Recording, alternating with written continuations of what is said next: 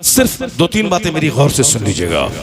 चूंकि दवाई है कैंसर की, लेकिन जब तक बंदा उसको खाएगा नहीं तब तक फायदा उसको नहीं होगा।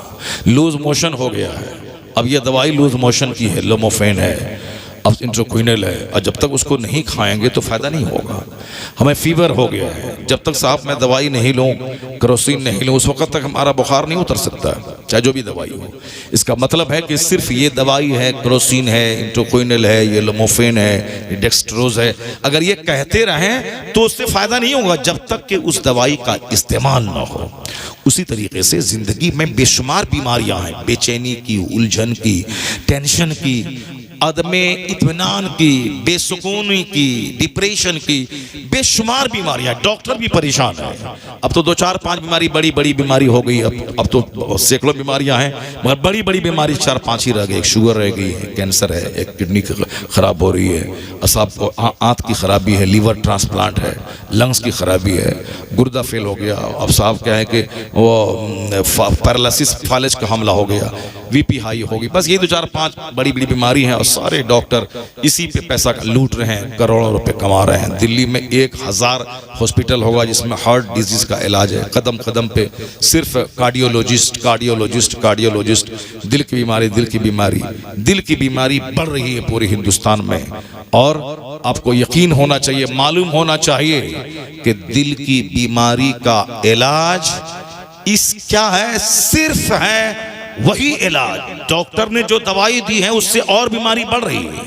5 साल दवाई खाया, उसके बाद साहब हार्ट जवाब दे दिया, अब उसमें क्या क्या क्या बोलता है उसको, स्टंट लगाइए। जैसी जिंदगी हम गुजार रहे हैं वैसे ही गुजारना है। माल कहाँ से आएगा? सुबह से लेकर शाम तक रात में सपना भी वही देखता है, माल कहाँ से आएगा, माल कहाँ, माल करते करते मर जाता है और अब कब्र में चला जाता है। न ठीक से खा पाता है, न ठीक से अच्छी टोपी पहन पाता है, न ठीक से जलसे में 2 घंटा बैठ के जी भर के नबी की हदीस सुन पाता है, न मस्जिद में 2 घंटा टाइम दे के जी भर के सजदा किया, न सजदा किया, न तिलावत किया, न तकरीर सुनी, न दरूद पढ़ा, न जिक्र किया, न कुरान पाक कायदे से सुनी, मर गया, मरदूद चला गया दुनिया से। 100 एकड़ जमीन खरीदा था, कब्र 2 गज जमीन में 2 गज जमीन हुई। एक मजदूर भी तुम्हारे जलालपुर का, वो भी मरता है तो 2 गज जमीन, और 100 बीघा जमीन खरीदने से क्या फायदा? वो मरा, वो भी 2 गज जमीन। अगर 100 एकड़ जमीन खरीदने वाले की कब्र अगर 5 कट्ठा में बन जाती, 5 बिस्सा में, तो चलो ठीक है, ये मालदार आदमी है तो 5 बिस्सा में खबर इसी बनी है। ये मालदार आदमी है तो 50 मीटर कपड़े में कफन दिया गया है।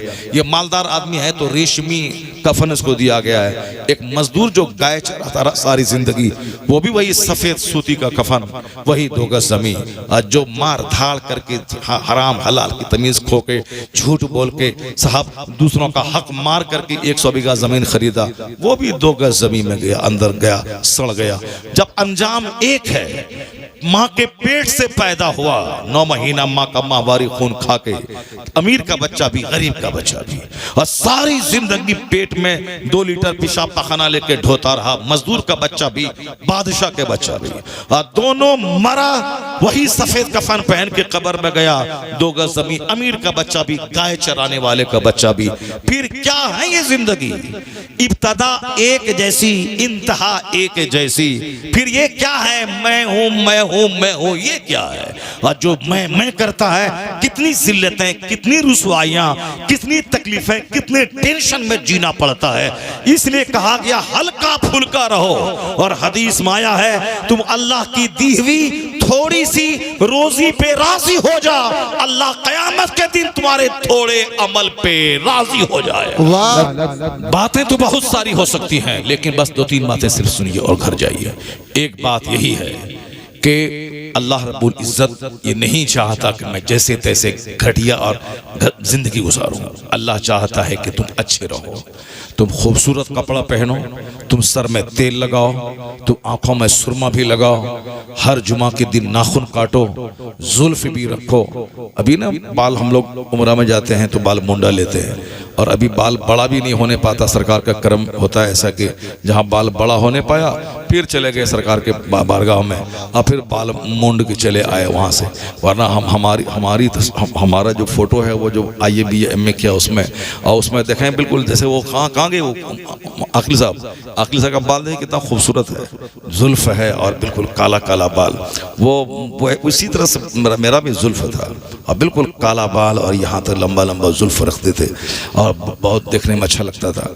और जुल्फ रखने में खूबसूरती है। ये जो बच्चा सब आजकल चुड़ैल की तरह रखता है, वो पूरा आधा सर बाल मूंड के और बीच में बड़ा बाल रखता है, देखने में बिल्कुल बुरा लगता है। और ये बिल्कुल मैंने एक किताब में पढ़ा कि यूरोप और अमेरिका बाज़ ममालिक में जो खतरनाक घटिया काम करता है, यानी जो मर्द से या जानवर से वो सेक्स का काम करता है, तो उसको समाज में जलील करने के लिए चारों तरफ से बाल मूंड के बीच में बाल लंबा छोड़ के पूरे शहर में घुमाया जाता है। तो ये हेयर स्टाइल बताता है कि इसने ये जुर्म किया है। ये हेयर स्टाइल बोला नहीं जाता कि फलाने क्या, उसका बाल का बनाने का अंदाज ही बताता है कि इसने ये काम किया है, ये जुर्म किया है। तो ये हेयर स्टाइल जो अभी प्रचलित हो गया पूरी दुनिया में, अब सही है कि गलत है हमने अखबार में पढ़ा है, वल्लाह आलम बिस्वाब क्या है नहीं है, तो हमने पढ़ा है उसको। तो अब बताइए कि कितना खतरनाक हिस्ट्री है इस बाल के हेयर इस स्टाइल की। मगर पता नहीं कि कौन सी नजर लग गई, अरब ममालिक में जाके देखे यही स्टाइल है, हिंदुस्तान में हिंदुओं को देखे वही स्टाइल है, क्रिश्चियन वही स्टाइल है, चाइना में देखे वही स्टाइल है, हिंदुस्तान के मुस्लिम फैमिली में देखे वही स्टाइल है। अभी मैंने एक बच्चा को देखा जो बच्चा 8-9 साल का होगा, वो भी उसी तरह की स्टाइल है, बाल काटे हुआ है। कल एक आदमी आया हमसे मिलने के लिए आया और उस टोपी पहने था, टोपी में तो सारा बाल जो बड़ा था सर का वो छुपा हुआ था। तो एक दूसरा बच्चा बोला हजरत इसकी टोपी के नीचे देखिए ना, टोपी उठवाइए ना इससे। टोपी जब उठाया तो बस वही कट बाल था, चारों तरफ से बाल मुंडा हुआ और बाल उसी तरह से बड़ा हुआ। एक आम ट्रेंड हो गया है, कोई सोचना नहीं चाहता कि आखिर किसकी नकल में मैं रख रहा हूं। बाल पूरे सर में बराबर रखना सुन्नत है और जुल्फ रखना सरकार की सुन्नत है, और जुल्फ जो रखे वो तेल लगाए। हुजूर ने एक शख्स को देखा उसके बाल उलझे हुए हैं, तो आका ने फरमाया कि जब बाल रखे हो तो बाल का हक अदा करो। सुभान अल्लाह, हक ये है कि उसमें तेल लगाओ और कंघी करो, बीच में मांग निकालो, कंघी करो और कंघी करो, ये बाल का हक है, तेल लगाओ। और हुजूर सल्लल्लाहु अलैहि वसल्लम इस कदर तेल लगाते थे सर में कि अपने सर में अमामा के नीचे एक रुमाल, एक कपड़ा बांधते थे और उसके ऊपर में अमामा बांधते थे, और जब वो कपड़ा खोलते थे तो हदीस में ये लफ्ज आया है तो तेली का कपड़ा मालूम होता था। अल्लाह समद, क्या मतलब? जिस तरह तेल बेचने वाले लोग जो जिसका कपड़ा बिल्कुल तेल से चिपका हुआ रहता है, सरकार चूंकि कसरत से तेल लगाते थे और उसके ऊपर वो कपड़ा बांधते थे, फिर उसके ऊपर में आप टोपी पहन के अमामा बांधते थे, और जब कभी अमामा खोलते उस कपड़े को खोलते पूरा कपड़ा तेल से भरा हुआ रहता था।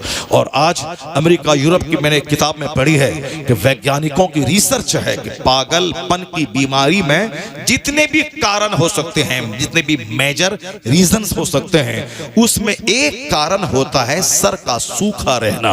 पागलपन की बीमारी को दावत देता है, और पागलों को, जो नीम पागलों को कसरत से अमेरिका और यूरोप के हॉस्पिटल में रोजाना सुबह से लेकर शाम तक कई बार बहुत ज्यादा तेल लगाया जाता है, और वह तेल के दिमाग की सारी रगों में सरायत कर जाए। उस डॉक्टरों ने उसका रिजल्ट बताया है कि कसरत से तेल लगाने की वजह से मेंटल डिजीज अच्छे हो गए। जो दिमागी अमराज के जो मरीज थे वो सब अच्छे हो गए हैं। पता चला कि हुजूर की सुन्नत है सर में तेल लगाना, और आका अलैहिस्सलाम कसरत से तेल लगाते थे।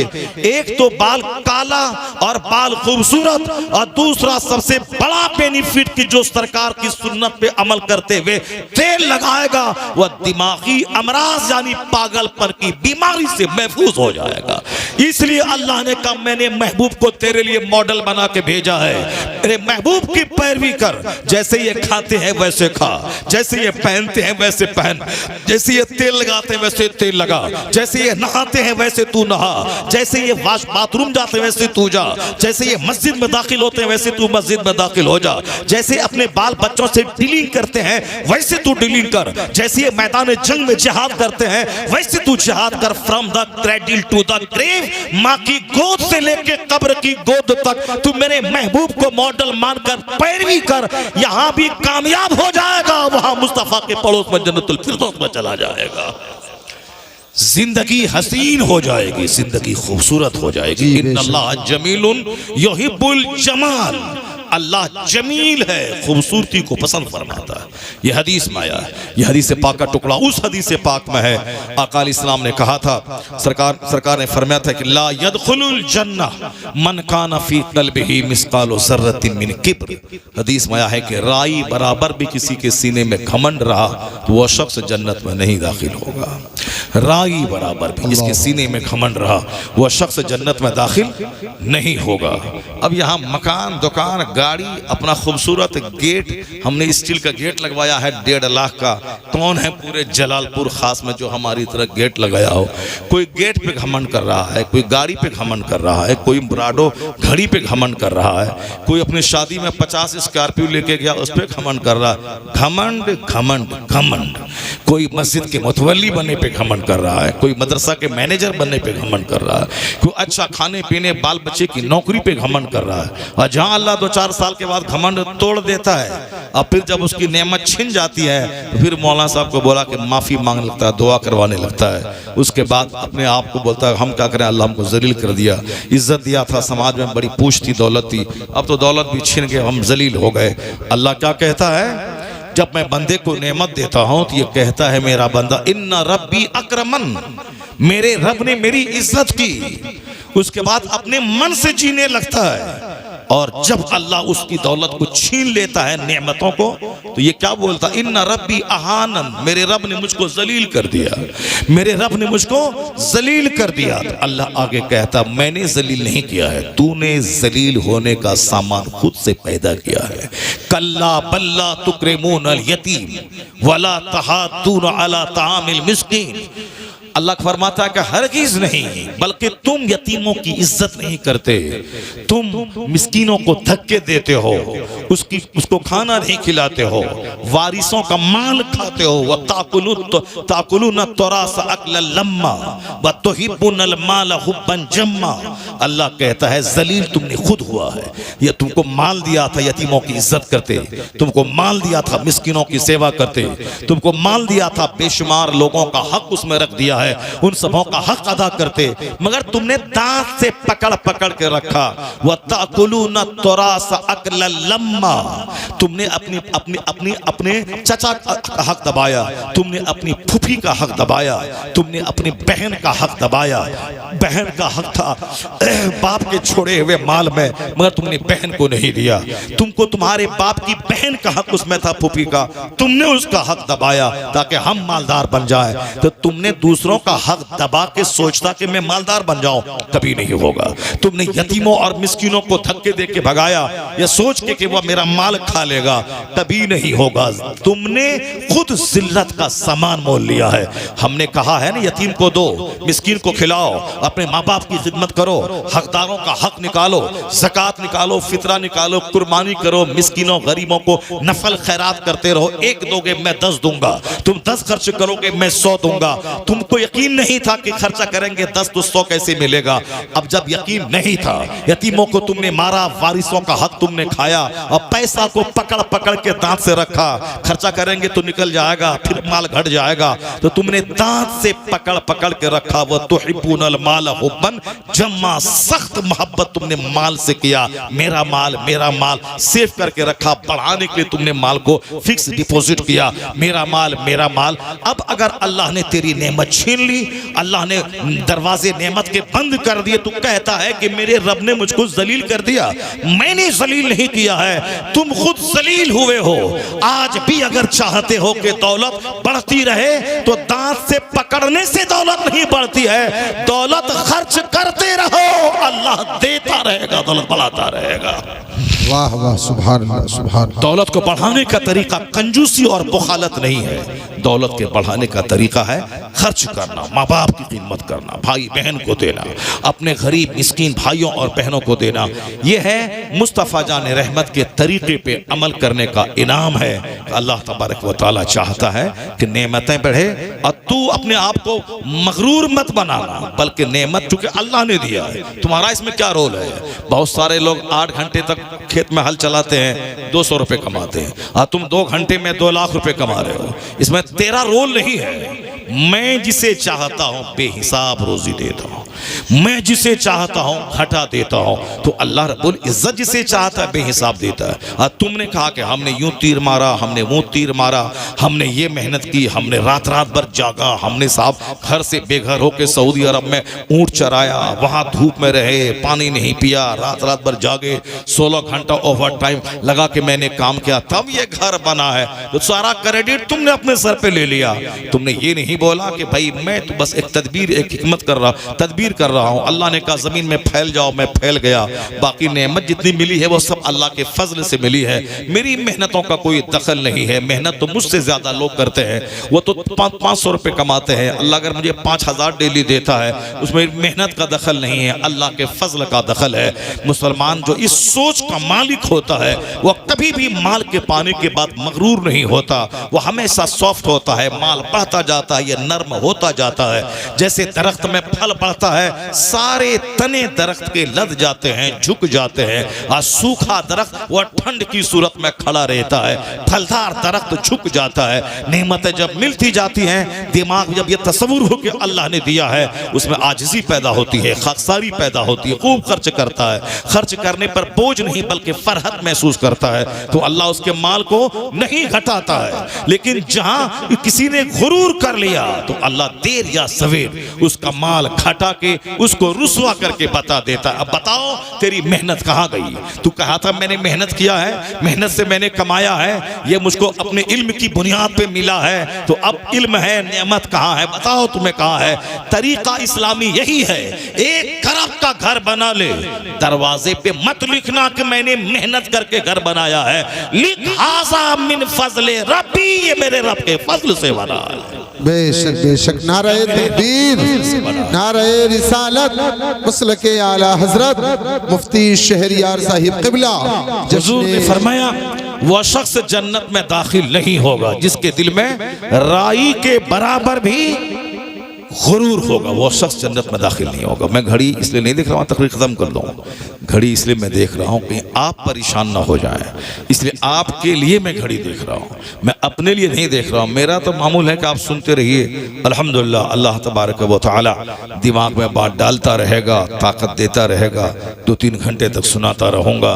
हम वो नहीं हैं कि 2-4 दिन चिल्लाए तो बस गले में हल्दी और चूना लगाने लगते हैं, नहीं नहीं, बल्कि दीन इस्लाम की बात बंदा बोलता चला जाए, अल्लाह तबारक व तआला रूहानी ताकत उसको देता चला जाता है। ये रूहानी ताकत है, सजदे की ताकत होती है, तिलावत की ताकत होती है। सजदा करके आप देखिए, आप तिलावत करके देखिए, 1000 बार रोज़ाना दरूद शरीफ पढ़ के देखिए, नमाज पंजगाना पाबंदी से बाजमात मस्जिद में पढ़ के देखिए, दीन की महफिलों में 2-4 घंटा बैठ के देखिए, अल्लाह रसूल की बात बोल के देखिए। एनर्जी लॉस नहीं होती है। अल्लाह रब्बुल इज़्ज़त के नाम पे जो एनर्जी लगती है वो एनर्जी 10 गुना ज़्यादा बढ़ के वापस आ जाती है। 80 साल के बूढ़े मुहद्दिस कबीर को देखिए, अभी 95 साल की उम्र है, अभी भी खड़े होकर 2-2 घंटे खिताब करते हैं। अल्लाह समद, 95 ईयर्स में कैसे कैसे खिताब करते हैं। आपने देखा होगा शफीकुर रहमान बर्क साहब क़िबला को, क्या बात है, 95 का 100 के करीब उनकी उम्र थी, लेकिन उसके बावजूद मैंने देखा 2-2 घंटे मेरी तकरीर में बैठ करके वह मेरी तकरीर सुना करते थे और कहते थे मौलाना साहब मैं आपकी तकरीर को गौर से सुनता हूँ। वो तकरीर चिल्लाने, हाथ पैर मारने, झाड़ने का नाम नहीं है। तकरीर है जो साहब जो कायदे से इस्लाम को समझाए और संजीदगी से दिल में बात बैठती चली जाए। वो गौर से 2.5 घंटे की मेरी तकरीर वो सुने, गौर से बैठ के। 95 ईयर्स में, इतनी उम्र में आदमी तो बैठ नहीं सकता है, वो तो लेटना चाहता है। हाँ, आज जो लोग खा रहे हैं, पी रहे हैं, चाउमीन और बर्गर और फालतू सब खाना खा रहे हैं, वह थम्सअप जो लोग पी रहे हैं साहब, ये इसराइल के यहूदी जो मुसलमानों को काट रहा है उसकी कंपनी है और लोग मुसलमान उसको इस्तेमाल कर रहे हैं। हमने तलाक दे दिया, थूक दिया उसको, बहुत दिन हो गए, बहुत दिन। अभी जंग तो अभी हो रही है, उससे पहले से वो सब थम्सअप, कोका कोला, वो सब मैं नहीं पीता हूँ। पहले पीता था स्प्राइट वाइट वाला, मगर वो भी उसी कंपनी का है, अब उसको भी छोड़ दिया, नहीं पीता हूँ। इंडियन मेड कोई कंपनी का कोई माल हो, जैसे जीरा है, लस्सी वगैरह है, वो सब है, चलो ठीक है, वरना वो ये सब यहूदी प्रोडक्ट, कैडबरी का चॉकलेट कभी बच्चों को ला के मत दें। अब जो भी यहूदी प्रोडक्ट हो कभी उसको मत खाएं, कभी ला के, पैसा आपका होगा वो मुसलमानों को ज़बह करने पे खर्च करता है, ये यहूदी जलील बदतरीन कौम जलील है। अल्लाह ने खूब उसको दौलत दी है, इसी दुनिया में उसको घेर के जलील करेगा और मरने के बाद तो उसका अंजाम आग ही है। इसलिए कभी दिल बर्दाश्त न हो कि मुसलमान शहीद हो गए। मुसलमानों को तो मरना ही था। जो 5 साल पहले मर गया वो तो तर गया, जो जिंदा है वो बेशुमार मुसीबतों में फंसा हुआ है। तो मरने वाला कोई लेटिनू में मरता है, कोई साहब पैसा कमाते कमाते मरता है, कोई एक्सीडेंट करके मरता है। वह मौत सबसे बेहतर है जो शहादत की मौत हो जाए। जो फिलिस्तीन के लोग जो शहीद हो गए, उस पर तरस मत खाएं कि शहीद हो गए। शहीद हुए, मरना तो था ही, उसको भी जो शहीद हुए उसको भी मरना था। 50-100 साल के बाद मरना तो है, कौन जिंदा रहने के लिए आया है। लेकिन पाखाना रूम में मरना और है, बाल बच्चे के लिए लेटरिन रूम में मरना और है, हॉस्पिटल में रगड़ रगड़ के मरना और है, ऑक्सीजन लगा के वेंटिलेशन पे मरना और है, दुश्मन के हाथों अल्लाह के नाम पे शहादत की मौत मरना और है। वह मौत काबिले रश्क है जो खुदा के नाम पे आ जाए, जो मस्जिद अक्सा के लिए आ जाए, जो किबले अव्वल की आज़ादी के नाम पे आ जाए। काफिर ने मारा है, मुसलमान समझ के मारा है। शहादत सीधे गर्दन कटी, जख्मी हुआ, जन्नत पहुंच गया। जो जिंदा है वो अपनी खैरियत मनाए कि वो कैसे मरेगा। वह हुक्का पीते पीते मरेगा कि बीड़ी पीते पीते मरेगा कि सिगरेट पीते पीते मरेगा कि गुटखा खाते खाते मरेगा कि लेटरिन रूम में मरेगा कि पेशाब करते मरेगा कि सिनेमा देखते मरेगा कि व्हाट्सएप चलाते हुए मरेगा कि ब्लू फिल्म देखते हुए मरेगा कि गाली देते हुए मरेगा कि मस्जिद से भागते हुए मरेगा। कहाँ मरेगा वो अपनी खैरी मनाए। वो तो खुशकिस्मत है जो खुदा के नाम पे मर गया, शहादत का जाम पी लिया। जो बचा है वो फंसा है, अब वो कैसे मरेगा वो जाने, उसका काम जाने। इसलिए शहादत पर तरस मत खाइए। अच्छी मौत, आला मौत, काबिल रश्क मौत। बाकी यहूदी जिसने उन बच्चों को ज़बह किया, जिसने औरतों को मारा, जिसने जुल्म किया, जिसने भूखा प्यासा रखा तड़पाया, वो यहूदी आज दंदनाए। मगर दुनिया में जिल्लत यह है कि आज ताकतवर कौम, मालदार कौम होने के बावजूद वो ईरान पे अटैक नहीं कर सकता है। वो मुट्ठी भर दीवाने उसको मार के ठीक कर दिए हैं। आज 6 महीने हो गए, 6 दिन में मिटाने की बात कर रहा था, 6 महीना हो गया, आज तक इन यहूदियों को वह मार रहा है। वह लोग शहीद हो रहे हैं और इन्हें आग में वो पहुंचा रहा है, जहन्नम पहुंचा रहा है। और 6 महीने हो गए फिर भी कंप्लीटली उसको मार नहीं पाया है। बच्चों को मारा, औरतों को मारा, बुज़दिलों और हिजड़ों वाला काम किया है। हमारे इस्लाम ने कहा है जब जंग हो काफिरों से तो बच्चों को मत मारना, औरतों को मत मारना, बूढ़ों को मत मारना, बीमारों को मत मारना। और जो दुनिया से किनारा कश, वो अपनी इबादत गाहों में महवे इबादत है, उसे मत मारना। यानी ये वो ग्रुप है जिसको मुस्तस्ना रखा है। जो तुमसे लड़े जवान उसको मारना, औरतों पे हाथ मत उठाना। मगर ये जलील कौम है यहूदी जो औरतों को, बच्चों को मार रहा है, बीमारों को मार रहा है, हॉस्पिटल में मार रहा है। ये हिटलर ने कई लाख यहूदी को काटा था और कुछ लोगों को जिंदा छोड़ दिया था, ताकि तुम आने वाले लोग जब इनकी शरारत को देखें तो बोलें कि हिटलर ने ठीक किया था। यानी हिटलर ने मुट्ठी भर यहूदी को जिंदा जो छोड़ दिया, कश्ती में के जाओ तुम बचो, ताकि तेरी शरारत को देखकर आने वाले लोग हम पर इल्जाम न लगाएं कि इतने 30 लाख यहूदी को क्यों मारा था हिटलर ने, ताकि तुम्हारी हरकत को देखकर लोग बोलें कि हिटलर ने ठीक किया था। आज इसराइल के लोग जो बच्चों पे, औरतों पे, बीमारों पे, हॉस्पिटल पे हमला जो कर रहा है, इन हरकतों से सारी दुनिया में वह बेनकाब हो गया यहूदी कि हिटलर ने सही इसको काटा था। आज 70-80 लाख यहूदी 1 करोड़ भी नहीं है, मुसलमान 200 करोड़ है और वो 1 करोड़ भी नहीं है। अरब ममालिक के कई करोड़ मुसलमान, अगर एक पत्थर मार दे इसराइल पे, एक पत्थर, एक मुसलमान, तो पूरा इसराइल नक्शे से गायब हो जाएगा। यहूदी जलील हो जाएगा, मर जाएगा, पत्थर का पहाड़ वहां लग जाएगा। लेकिन यह जलील कौम मुसलमानों को डिवाइड करके रखता है, तोड़ के रखता है। मैं तुमको बचाऊंगा, तुम अगर उसका साथ दिया तो मैं तुझको खा जाऊंगा। उसको बोलता है कि तुम साथ दिया तुझको बर्बाद कर दूंगा। जो हाल सद्दाम का हुआ, कर्नल कज़ाफी का हुआ, बशारुल असद का हुआ, वही अंजाम तेरा होगा, खबरदार। ये डरा के रखा है। लोग कुर्सी के लिए उस डर के मारे आपस में टूटे हैं। सद्दाम को मारा, ये तमाशा देखता रहा, अब उनको मार रहा है तो अब वो तमाशा देख रहा है। मुत्तहिद जिस दिन मुस्तफा के गुलाम हो गए, तरीके मुस्तफा को छोड़ना है वजह बर्बादी। इसी से कौम दुनिया में हुई बेइक़्तिदार, अपनी मुस्तफा से हट के नफ्स की मानने लगा, इसीलिए जलील हो गए मुसलमान। मुसलमान, और जिस दिन मुस्तफ़ा को मानते मुत्तहिद हो जाए, या शहादत या फिर सल्तनत, अगर ये नशा लेके चला जाए तो आज आसमान से फतह नाजिल होगी, इसराइल गायब होगा, फिलिस्तीन को आजादी मिल जाएगी। बेशक नारे तकबीर।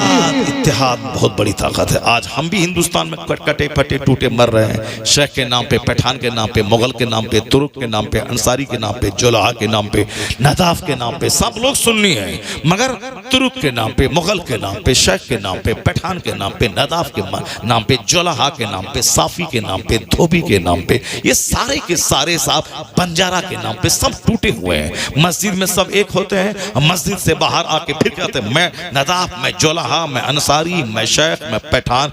ये यहूदी ईसाई को बोलता है, ईसाई कुछ नहीं, ले कालतिल यहूद लैसति नसारा अला शै। यहूदी कहते हैं नसरानी कुछ नहीं है, नसरानी काफिर है। वो कालतिल नसारा, नसरानी कहते हैं यहूदी काफिर है, वह 0/0 है। नसरानी यहूदी को काफिर कहता है, यहूदी नसरानी यानी क्रिश्चियन को काफिर कहता है। ये दोनों आपस में एक दूसरे को काफिर कहते हैं, मगर मुसलमान को मिटाने के लिए इसराइल और अमेरिका दोनों एक हो गए, ब्रिटेन सारे लोग एक हो गए। हमको मिटाने के लिए या एक दूसरे को काफिर कहने वाला एक हो गया, यूनाइट हो गया, हमको सिर्फ मिटाने के लिए। और एक हम हैं कि अपने को बचाने के नाम पे कुछ नहीं है, टूटे हुए हैं, पीर के नाम पे, मौलवी के नाम पे, कब्रिस्तान के नाम पे, मस्जिद के नाम पे, मदरसा के नाम पे।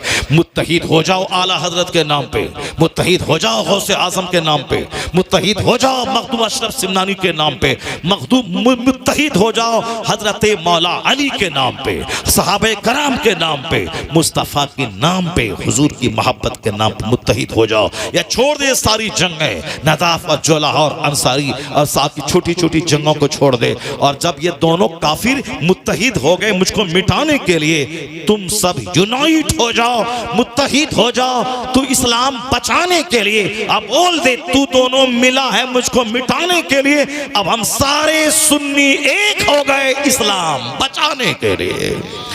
आज जिस दिन तुम मुत्तहिद हो गए, ना कोई हिंदुस्तान में तुझे टक्कर दे पाएगा और ना पूरे वर्ल्ड लेवल पर तुझे जलील कर पाएगा।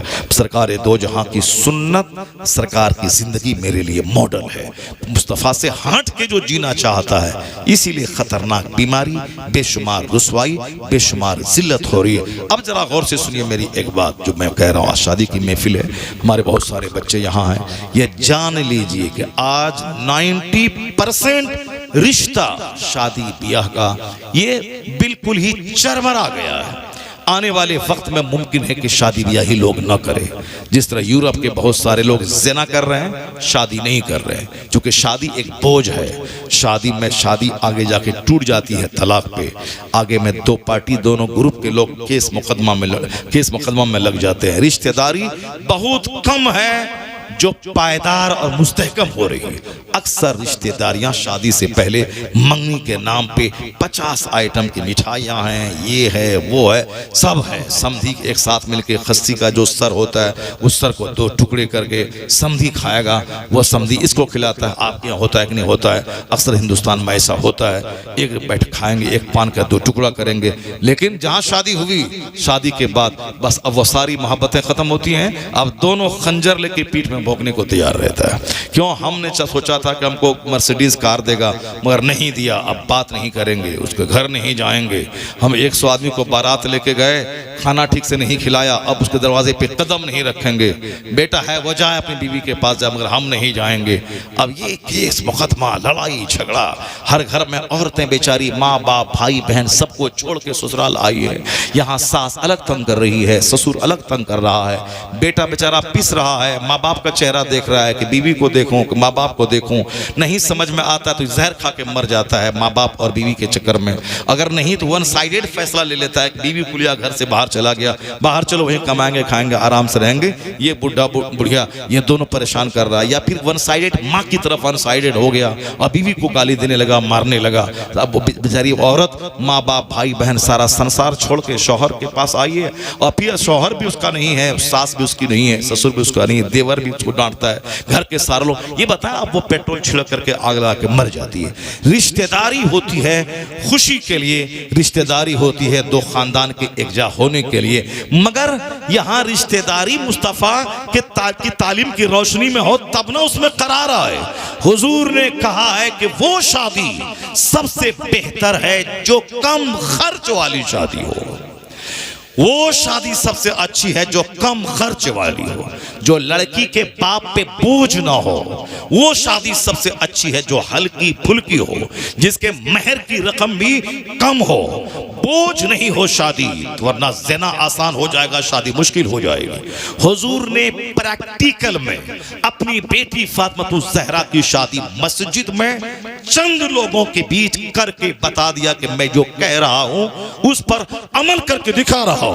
ऐसा नहीं कि हमारे लिए मुस्तफ़ा का पैगाम है कि सिंपल करो, और अपने लिए है कि 1 लाख सहाबी को बुला करके आसमान से जन्नत से खाना मंगवाया, 1 लाख सहाबी को खिलाया, और सब जन्नत से जेवर मंगवाया। बेटी फातिमा को सर से लेके पांव तक जेवर लदवा दिया और अपने दामाद अली को सोने का ताज पहना दिया। हमारे लिए उसूल है कि सिंपल करो, सिंपल करो। अपनी बेटी की शादी आपने खूब धूमधाम से जन्नती खजानों के साथ किया। नहीं नहीं, पूरी दुनिया में सबसे कम खर्च वाली सिंपल और सादी शादी अगर किसी की है तो मुस्तफ़ा की बेटी सैयदा फातिमा की शादी है। मस्जिद नबवी में चंद सहाबा के बीच हुजूर ने अपनी बेटी फातिमा का निकाह मौला अली से कर दिया। वह मौला अली जिसके पास रहने का घर तक नहीं था, क्या करेगा, क्या कैसे खाएगा, कैसे मेरी बेटी को खिलाएगा, कुछ नहीं। यही तो है यकीन। यकीन मिटा। अब बेटी दर दर की ठोकर खा रही है, अरबपति में दे दिया, वहां 2-4 चप्पल सुबह, 2-4 चप्पल शाम, और शराबी 2-4 झापड़ मारता है, इसको दूसरी लड़की से मोहब्बत करता है, इसको दर दर की ठोकरें खाने के लिए छोड़ दिया है। दौलत देखा था, दौलत देख के दिया था, मेरी बेटी आराम से रहेगी।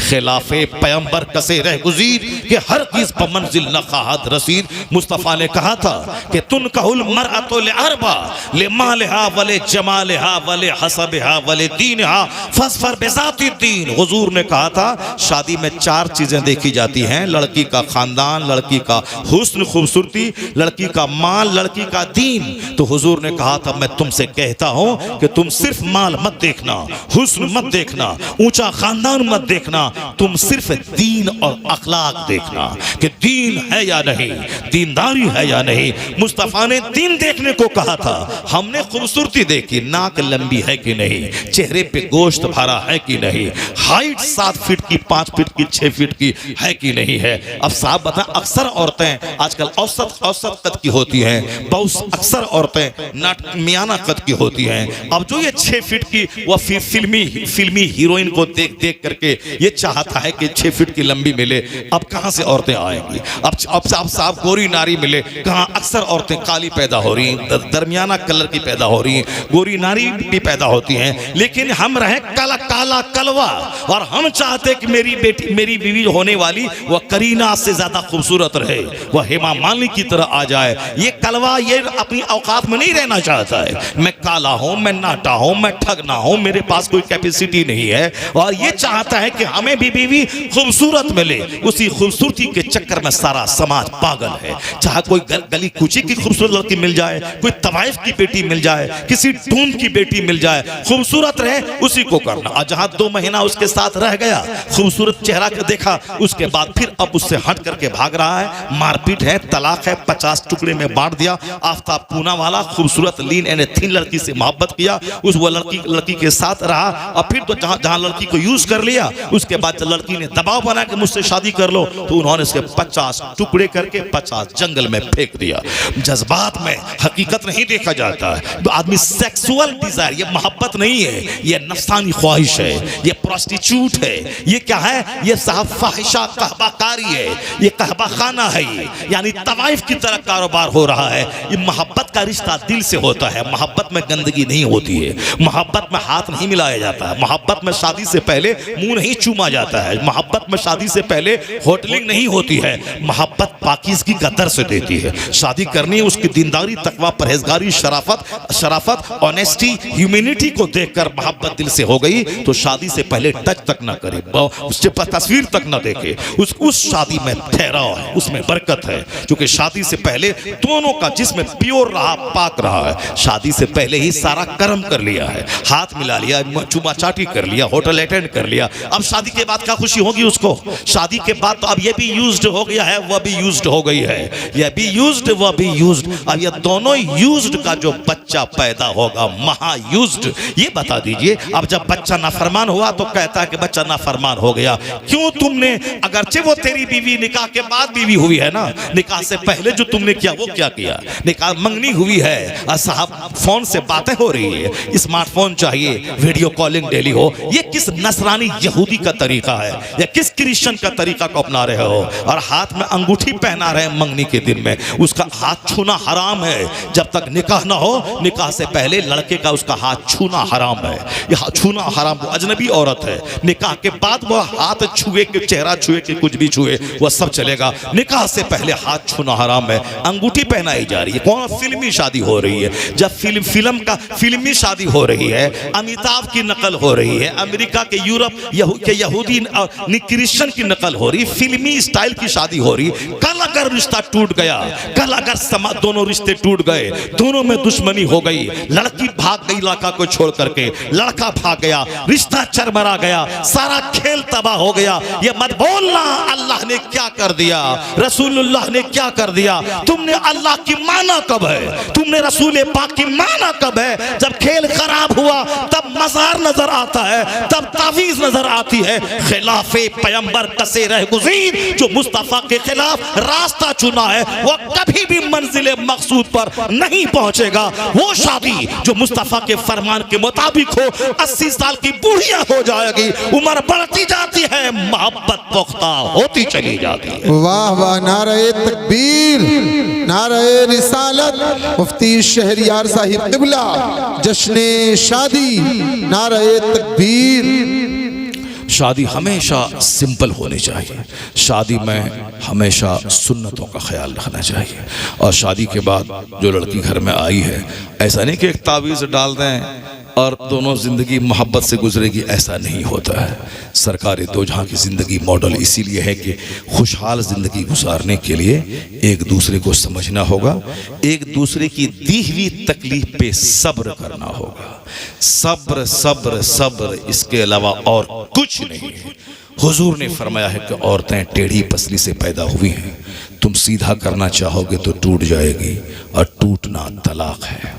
इसलिए ये टेढ़ी पसली से पैदा हुई है तो उनको उसी हालत पर रहने दे। ये बड़े काम की चीज़ है, फ़ायदे की चीज़ है। सारा संसार छोड़ के तेरे लिए आई है, इसलिए वो ज़्यादा बोलती है, सब्र करो। गुस्सा उसके पास है, सब्र करो। वो तेरे बच्चों को पालती है, वो तुझको सुकून पहुंचाती है, वो तुझको गुनाहों से रोकती है। टेढ़ी पसली से पैदा हुई है, जिद है, गुस्सा है। तुम मर्द हो, सब्र करो, घर तुम्हारा बाग बाग होता रहेगा। और अगर तुमने सोचा कि नहीं हम सीधा कर देंगे उसको, तुम मर जाओगे, कब्र में चले जाओगे। ये सीधी होने वाली नहीं है। सीधा करने का एक तरीका है, सब्र से रहो, शरीयत पे खुद अमल करो, उनको अमल करवाओ, फिर तुम्हारी आवाज पड़ोस के कान तक नहीं जाएगी। वरना हाल वही है कि पहला साल शादी का शौहर अपनी कहानी सुनाता है, हमने ये किया, हमने वो किया, इंटर किया, मैट्रिक किया, ग्रेजुएशन किया, पोस्ट ग्रेजुएशन किया, मैंने रिसर्च किया, मैंने वहाँ गया, वो किया, सऊदी अरब गया, इतना पैसा कमाया। वो सुनती रहती माशाल्लाह माशाल्लाह माशाल्लाह। अब अगले साल बीवी सुनाती उसको, मैंने ये किया, मैंने उससे दोस्ती की, मैंने वो फ्रेंडशिप किया, मैंने इंटर में 99% नंबर लाया, मैंने वो किया, मैंने वो किया, मेरा बाप ये है, मेरा दादा वो है, मेरा भाई वो है, मेरा खानदान वो है। अब लड़का सुनता है। और शादी के तीसरे साल ये दोनों बोलते हैं, सारा मोहल्ला सुनता है। ये दोनों बोलते हैं, दोनों लड़ते हैं आपस में, और सारा मोहल्ला सुनता है। इसीलिए हमारे एक मौलाना साहब ने कहा था, जब तुम लोग आपस में लड़ते हो, सारे समाज में जलील हो रहे हो, ऐसा करो बेइज्जती से बचने के लिए दोनों मियाँ बीवी अरबी सीख लो, अरबी सीखो, तुम भी सीखो, वो भी सीखे। और जब दोनों आपस में लड़ोगे अरबी में, तो सारा समाज बोलेगा घर में फातिहा हो रही है। घर में फातिहा हो रही है। अगर वर नहीं तो मत लड़ो, चुपचाप रहो, आराम से रहो, तुम उसकी सुनो वो तुम्हारी सुने। और अगर लड़ना ही है तो अरबी में लड़ो, ताकि समाज वाला बोलेगा कि घर में कुरान खानी हो रही है, फातिहा हो रही है, वरना जलील हो जाओगे, बेइज्जत हो जाओगे। सब्र। सरकार दो जहां के पास 11 बीवियां थी। सारी बीवियां समझती थी कि सरकार मुझसे ज्यादा प्यार करते हैं। ऐसा नहीं कि हुजूर फूंक देते थे, नहीं नहीं, सरकार दो जहां को एक बीवी ने तकलीफ पहुंचाई। आका अलैहिस्सलाम के यहाँ सैयदा आयशा के घर ठहरे हैं, दूसरी बीवी ने खाना भेज दिया। सैयदा आयशा को गुस्सा आया कि हुजूर मेरे घर में है, वो खाना क्यों भेज दिया। एक तमाचा मारती हैं बांदी के हाथ में, पूरा प्याला टूट जाता है, सारा खाना गिर जाता है। कोई दूसरा शौहर होता तो अपनी बीवी को पिटाई करती हैं कि वो भी मेरी बीवी है, तुम भी मेरी बीवी हो, अगर वो खाना भेज दिया तो फिर तुम क्यों ने उसको गिराया। मगर नहीं, हुजूर ने क़यामत तक के घर वालों को सेटलमेंट करने, उसको खुशी का तरीका सिखाने, मार्गदर्शन देने का एक ज़ाब्ता हुजूर ने दिया कि घर में नहले का जवाब दहले से मत दिया करो, बल्कि सब्र से रहो। हुजूर ने कुछ नहीं सैयदा आयशा को कहा, नीचे बैठ गए, ये प्याले जितने टुकड़े हुए प्याले के टुकड़े थे सबको जमा करने लगे और कहा क्या, वो जो बांदी आई थी खाना देने के लिए लौंडी, उनसे आपने कहा कि देखो तुम्हारी अम्मी को गुस्सा आ गया। इसके अलावा कुछ नहीं कहा, बल्कि आपने टूटे हुए टुकड़े को जमा करना शुरू किया। सैयदा आयशा का राह से रहा नहीं गया, दिल हिल गया।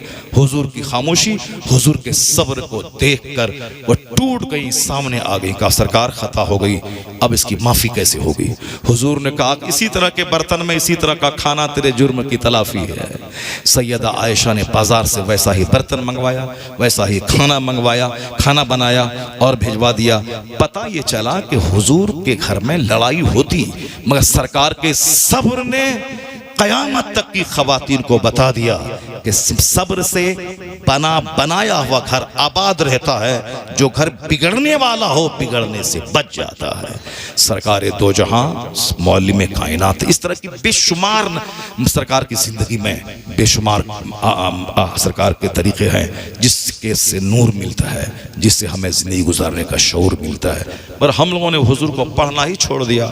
सरकार दो जहां को ना मेरे बच्चे पढ़ते हैं, ना हम पढ़ते हैं, ना मेरे घर में हुजूर का चर्चा होता है। बस 12वीं का झंडा निकाल दिया, जुलूस निकाल दिया, बस जुमरात से फातिहा कर दिया, गौसे पाक का लंगर उठा दिया, हो गया। न लंगर से फायदा होगा, न जुलूस से फायदा होगा, जब तक घर में हुजूर की सीरत का चर्चा नहीं होगा और जब तक बाल बच्चे को सरकार की जिंदगी बताई नहीं जाएगी।